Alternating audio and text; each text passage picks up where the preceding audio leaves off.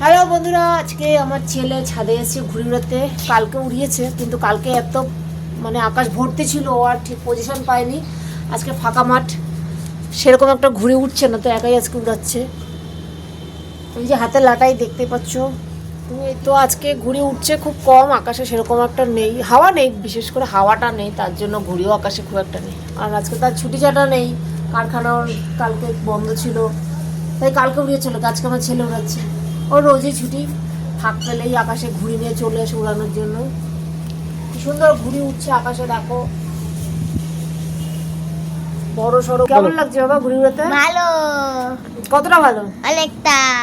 এইদিকে তাকিয়ে থাকলে তো হবে। এই যে দেখুন বন্ধুরা, ঘুড়ি আকাশে উঠছে। পাগলা ঘুরিয়ে নামলো নামলো নামলো, তোলো তোলো তোলো।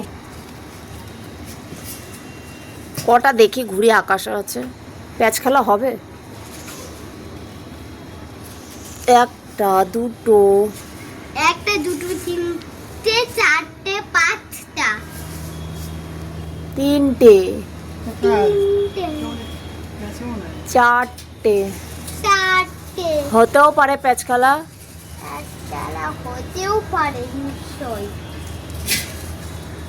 আকাশে হাওয়াটা খুব একটা নেই আজকে। যা গেল কাটা।